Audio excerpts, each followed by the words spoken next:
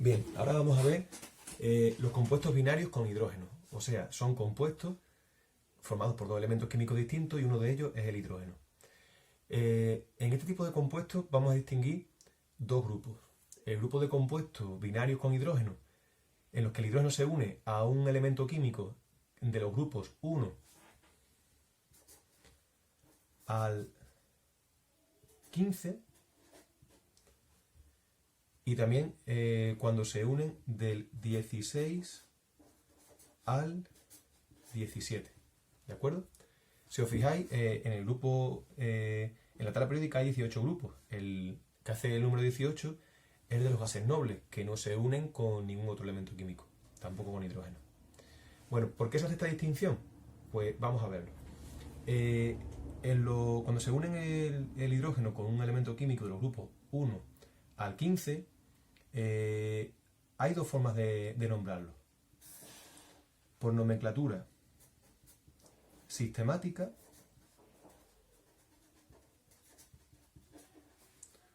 o por nomenclatura stock, ¿de acuerdo? Una de estas dos formas de nombrar, que son las mismas que ya utilizamos en el caso de los óxidos, que eran compuestos binarios con oxígeno.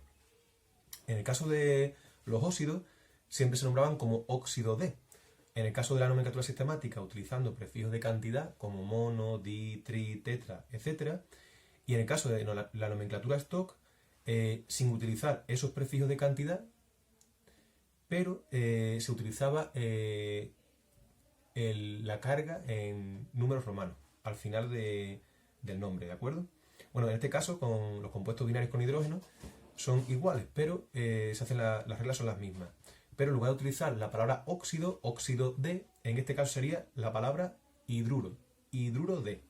Por ejemplo, en el caso del compuesto CuH, sería monohidruro de cobre, ¿de acuerdo? Mientras que en nomenclatura stock sería sin prefijos de cantidad, con lo cual el mono desaparecería, sería hidruro de cobre, y entre paréntesis en números romanos la carga con la que actúa el cobre, que es el que acompaña al hidrógeno.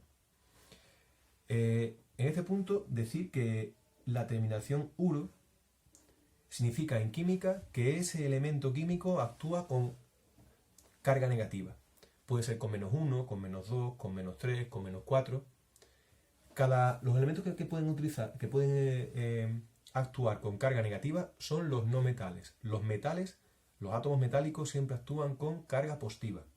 En el caso del hidrógeno, es un no metal, puede actuar con dos cargas posibles, +1, que ya vimos en vídeos anteriores cuando explicamos los óxidos, por ejemplo en el caso del agua, o sea, puede actuar con carga +1 y también con carga -1.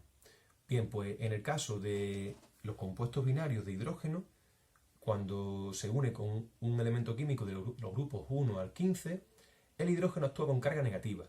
Y como tal, siempre el elemento químico que actúa con carga negativa siempre se escribe a la derecha de la fórmula, mientras que el que se escribe a la izquierda actúa con carga positiva. Por eso, en este caso es CuH, puesto que el hidrógeno actúa con carga negativa, y de ahí, como actúa con carga negativa, que pongamos la terminación uro, ¿de acuerdo?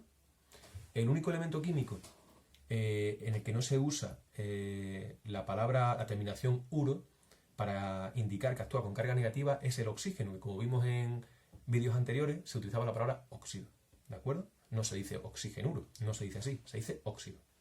Entonces, de hidrógeno, hidruro, hidruro de cobre.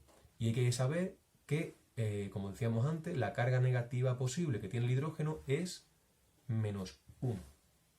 Como todos los compuestos son neutros, eso quiere decir que el átomo de cobre actúa con carga +1. Entonces pondríamos entre paréntesis, en números romanos, 1. El cobre, si os fijáis en la tabla periódica que he puesto en el blog, con los números de oxidación, veréis que para el cobre existen dos posibilidades, dos posibles números de oxidación, que son +1 o +2. En este caso es +1. Por tanto hay que indicarlo. Si +1 fuera la única carga posible del cobre, no se pondría nada. Sería simplemente hidruro de cobre. Eso es lo que pasa, por ejemplo, en el caso de este compuesto, NaH. Sodio con hidrógeno. El hidrógeno está a la derecha, con lo cual actúa con carga negativa, termina su nombre, el nombre de hidrógeno, en uro, sería hidruro, no se dice hidrogenuro, se dice hidruro. Sería entonces el monohidruro de sodio. Os recuerdo también que nunca se utiliza el prefijo mono en la segunda palabra, solo en la primera, monohidruro de sodio. En el caso de nomenclatura Stock, los prefijos de cantidad desaparecen, con lo cual quedaría hidruro de sodio y entre paréntesis, en números romanos, la carga del acompañante, del hidrógeno, que es el sodio en este caso. El sodio, que se encuentra en el primer grupo de la tabla periódica, el grupo 1 o alcalinos, como todos los elementos químicos de ese grupo, tiene la única carga posible más 1. Entonces, en el caso del sodio, no se pondría nada. Si se pone 1, entre paréntesis, en números romanos, estaría mal escrito el nombre. ¿De acuerdo? Cuando el acompañante del átomo principal, que es el que está a la derecha, tiene una única carga posible, sea más 1, o sea más 2, o sea más 3, pero solo una carga positiva posible, no se pone nada. ¿De acuerdo?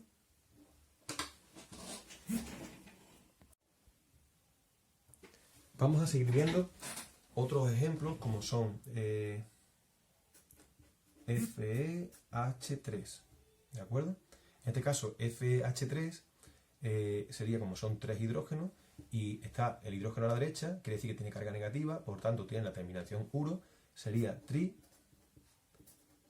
trihidruro de hierro, porque Fe es hierro.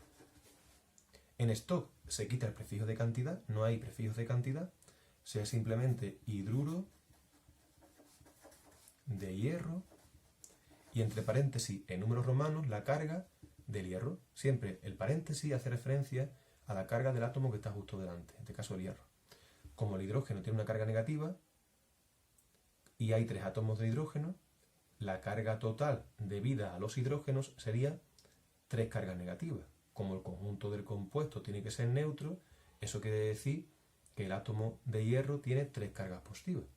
Y como el hierro, si miráis la tabla periódica con los números de oxidación, tiene como cargas positivas posibles más 2 y más 3, tiene más de una, quiere decir que hay que indicar la carga. En este caso sería el número 3 en números romanos. ¿De acuerdo?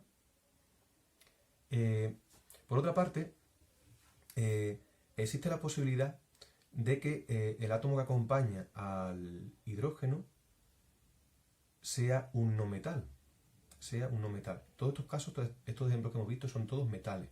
Metales alcalinos, metales de transición, pero puede ocurrir que también sea un no metal. Por ejemplo, el boro. En el caso del boro, el compuesto que existe con el hidrógeno es BH3.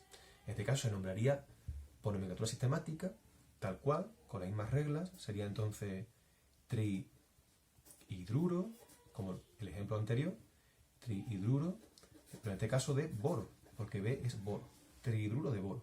Y por nomenclatura stock también sería con las mismas reglas, sería quitando prefijos de cantidad, por lo cual sería simplemente hidruro de boro y entre paréntesis la carga que tiene el boro. Si os fijáis en la tabla periódica que he dejado en la entrada anterior del blog, el boro tiene 2 posibles cargas. Una negativa, que es menos 3, y otra positiva, que es más 3. Pero positivas solo tiene una, que es más 3. Entonces tampoco se indica. ¿De acuerdo? Tampoco se indica. Quedaría así. En el caso de los compuestos que pertenecen a los grupos 13, 14 y 15, además de existir la nomenclatura sistemática y la nomenclatura stock, existe otro tipo de nomenclatura que recibe el nombre de nomenclatura tradicional, que vamos a explicar a continuación.